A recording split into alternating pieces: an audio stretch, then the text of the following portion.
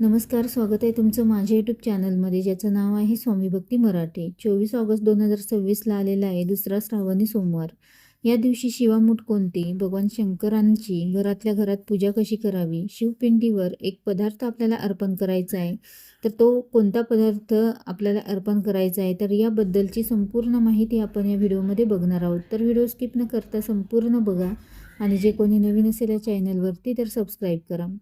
तर बघा, भगवान शंकरांची उपासना 24 ऑगस्टला तुम्ही केव्हाही करू शकता. पण खरं तर भगवान शंकरांची उपासना करण्याचा महत्त्वाचा आणि शुभ काळ हा प्रदोष काळ मानला गेला आहे आणि त्यामुळे शक्य झालं तर नक्कीच तुम्ही प्रदोष काळामध्ये सेवा करण्याचा प्रयत्न करा.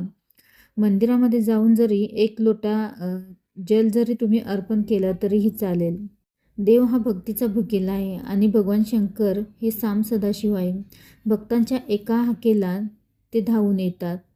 मंदिरामध्ये खूप गर्दी असते, त्यामुळे तुम्ही फक्त एक लोटा जल जरी मंदिरामध्ये जाऊन अर्पण केलं तरीही चालेल आणि बाकी सेवा तुम्ही घरामध्ये केली तरीही चालेल.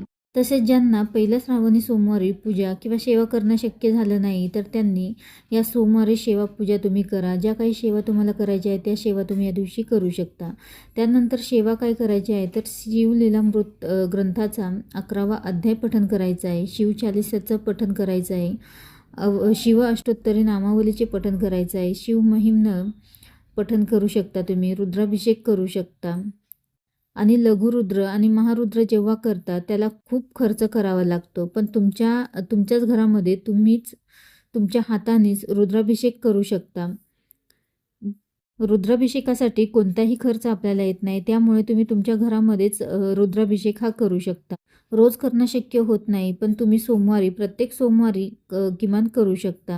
प्रत्येक सोमवारी तुम्ही भगवान शंकरांची उपासना करण्याचा प्रयत्न करा. शिवचालिसा, महामृत्युंजय मंत्र, ओम नमः शिवाय, शिवमहिम्न, शिव अष्टोत्तरी नामावली, शिवस्तुती आहे. तुम्हाला ज्या सेवा पठण करणं शक्य होतील, जेवढ्या जमतील तेवढ्या तुम्ही पठण करू शकता. तर या दिवशी पूजा कशी करावी, तर बघा, दुसऱ्या श्रावणी सोमवारी संकल्प करायचा आहे. तर संकल्प कोणी करायचा आहे, तर बघा, ज्यांना काही कारणांनी पहिल्या श्रावणी सोमवारी पूजा करणं शक्य झालं नाही, तर त्यांनी पहिल्या श्रावणी सोमवारी संकल्प केला नाही, तर ते तुम्ही दुसऱ्या श्रावणी सोमवारी संकल्प करू शकता. संकल्प करताना तुमचं नाव, गोत्र म्हणायचं आहे आणि भगवान शंकरांना प्रार्थना करायची आहे की जे उरलेले श्रावणी सोमवार आहे, तर ते माझ्याकडून यथाशक्ती यथाभक्ती तुम्ही सेवा करून घ्या. संकल्प करताना हातामध्ये पाणी घ्यायचं आहे, त्यामध्ये हळद, कुंकू, अक्षता, फूल टाकायचं आहे आणि मनातील इच्छा बोलून संकल्प आपल्याला सोडायचा आहे. त्यानंतर परत 2 पळी हातामध्ये पाणी घ्यायचं आहे आणि ते परत आपल्याला मनामध्ये सोडायचं आहे. भगवान शंकरांची सेवा करण्याचा महत्त्वाचा काळ प्रदोष काळ आहे, म्हणजेच दुपारी 4 ते 8 पर्यंत तुम्ही भगवान शंकरांची पूजा आणि सेवाही करू शकता. पण या काळामध्ये तुम्हाला शक्य झालं नाही, तर तुम्ही सकाळी देखील पूजा करू शकता. दुसऱ्या श्रावणी सोमवारी भगवान शंकरांच्या पिंडीवर साध्या पाण्याने किंवा कच्च्या दुधाने किंवा पंचामृताने अभिषेक तुम्ही करू शकता किंवा उसाचा रस, मधाने देखील तुम्ही यथाशक्ती यथाभक्ती अभिषेक करू शकता. शिवमहापुराणामध्ये असे सांगितले आहे की तुम्ही या श्रावणी सोमवारी जेवढेही श्रावणी सोमवार येतात, त्यापैकी कोणत्याही एका किंवा प्रत्येक श्रावणी सोमवारी तुम्ही गंगाजलाने शिवपिंडीवर अभिषेक करायचा आहे आणि ते तीर्थ घरातील सर्वांना द्यायचं आहे. तर हे सर्व करत असताना ओम नमः शिवाय किंवा महामृत्युंजय मंत्राचा जप करायचा आहे 108 वेळा किंवा जसं शक्य होईल तसं तुम्ही करू शकता. तसेच ज्यांना रुद्राभिषेक करणं शक्य नाही, तर त्यांनी शिवमहिम्नाचेही पठण करून देखील तुम्ही अभिषेक करू शकता. त्यानंतर अभिषेक झाल्यानंतर भगवान शंकरांना भस्म अर्पण करायचं आहे आणि कापसाचे वस्त्र अर्पण करायचं आहे, पांढरे फूल अर्पण करायचं आहे, धोत्र्याचे फूल किंवा फळ अर्पण करायचं आहे, बेलपत्र अर्पण करायचं आहे. बेलपत्र अर्पण करताना आपल्याला पालथं अर्पण करायचं आहे आणि त्याआधी आपल्याला बघून घ्यायचं आहे का ते खराब झालेले नसावं किंवा कुठेही चिरलेले नसावे. अर्पण करताना देठाचा जो भाग आहे तो आपल्याला तोडून घ्यायचा आहे आणि त्यानंतर आपल्याला स्वच्छ धुवून आणि त्यानंतर अर्पण करायचं आहे. त्यानंतर दुसऱ्या श्रावणी सोमवारी शिवामूठ ही तीळ आहे. भगवान शंकर हे पितरांचे देखील देव आहे आणि पितरांचं कार्य करताना काळ्या तिळाचा वापर आपण करत असतो, पण या श्रावणी सोमवारी आपल्याला पांढरे तीळ शिवपिंडीवर अर्पण केले जातात.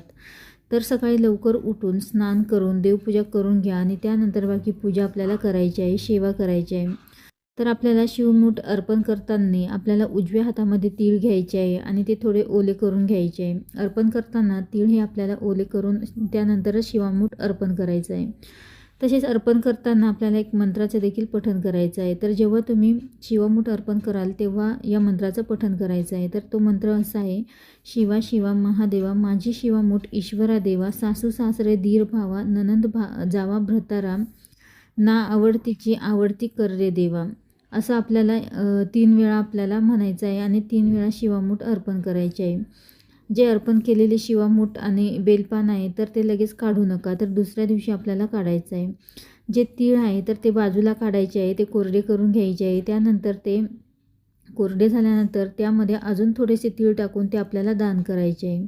हे सर्व झाल्यानंतर आपल्याला कापूर आरती देखील करायची आहे. तर भगवान शंकरांची जी आरती तुम्हाला म्हणता येईल ती आरती म्हणून कापूर आरती करा आणि त्यानंतर दुसऱ्या श्रावणी सोमवारी 21 तिळांचा एक उपाय देखील आपल्याला करायचा आहे. तर यासाठी 21 तीळ आपल्याला घ्यायचे आहेत आपल्या उजव्या हातामध्ये आणि उजव्या हातामध्ये घेतल्यानंतर आपल्याला 16 वेळा कमलात्मक मंत्राचे पठण करायचे आहे. पठण करून झाल्यानंतर ते 21 तीळ आपल्याला शिवपिंडीवर अर्पण करायचं आहे आणि भगवान शंकरांना प्रार्थना करायची आहे की अखंड लक्ष्मी प्राप्त होऊ दे अशी आपल्याला प्रार्थना करायची आहे आणि अलक्ष्मी बाहेर जाऊ दे आणि अखंड लक्ष्मी प्राप्ती होऊ दे अशी आपल्याला प्रार्थना करायची आहे.